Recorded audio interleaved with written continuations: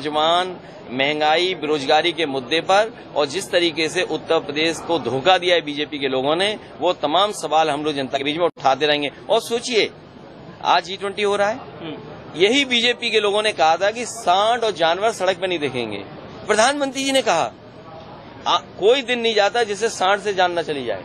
और मैंने तो सुना है कि कई 100 करोड़ रुपए खर्च कर करके यहाँ जानवरों को नसबंदी कर रहे हैं। बताइए, नसबंदी कर रहे हैं ये लोग।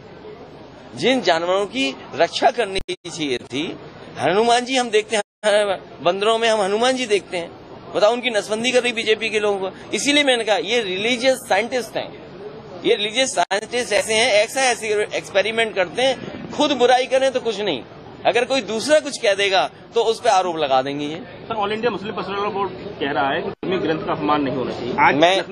मैं मुस्लिम भाइयों का धन्यवाद देता हूं, और यही समाजवादियों की हमेशा सोच रही है, और यही भारतीय संस्कृति है, यही भारतीय परंपरा है कि हमने हर एक को एक्सेप्ट किया है, हम किसी को अपमानित नहीं कर रहे। इसीलिए मैंने कहा कि भगवान विष्णु से लेकर के जितने भगवान हैं अवतार, उन सबका हम लोग मानते हैं, उन सबका सम्मान करते हैं, जितने भी ग्रंथ हैं उन सबका मानते हैं। लेकिन कुछ चीजों के लिए हमने मुख्यमंत्री जी को छोड़ दिया है, बीजेपी को छोड़ दिया है, वो एक्सप्लेन कर दें, हमसे कोई सवाल नहीं पूछेंगे। हिंदुत्व वर्सेस जातीय पॉलिटिक्स क्या दिखती है सर? नहीं, देखो ये मत बोला करो, नहीं सर, इसको इस तरह की भाषा नहीं बोला करते।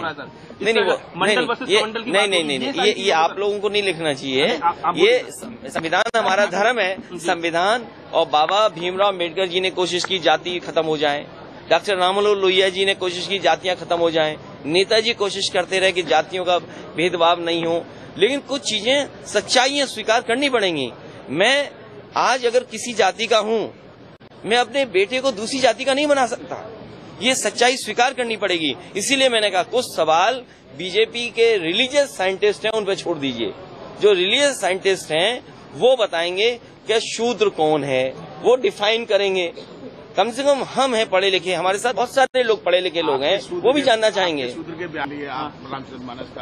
देखिए, रामचरितमानस से किसी को शिकायत नहीं है, भगवान श्री राम को हम मानते हैं। मैं आज भी, योगी जी शायद मुख्यमंत्री होकर के भजन नहीं सुन पाते होंगे क्योंकि वो व्यस्त हैं, उन्हें तो सब भजन याद होंगे, क्योंकि वो उस संस्था, उस परंपरा से आ रहे हैं जहाँ भजन होता है, भजन उन्होंने पहले से सुने होंगे। मैं आज भी 1 घंटा भजन सुबह सुनता हूँ। और ये बात आज मैं आपसे कह रहा हूँ, ये नहीं, कोविड के समय पर एक पत्रकार ने जब मुझसे इंटरव्यू लिया था तो उन्होंने पूछा कि लॉकडाउन के समय क्या कर रहे हो, तो मैंने कहा कि मैं पंडित जसराज और तमाम जो हमारे लोग हैं उनके मैं भजन सुनता हूँ। तो रामचरितमानस से शिकायत नहीं, जो गलत है वो गलत है। देखिए, जो गलत है वो गलत है। इसीलिए मैंने कहा कि मैं उन परिभाषाओं को अच्छी तरह परिभाषित नहीं कर सकता। मुख्यमंत्री जी हैं, संविधान की उन्होंने शपथ ली है, और दूसरा वो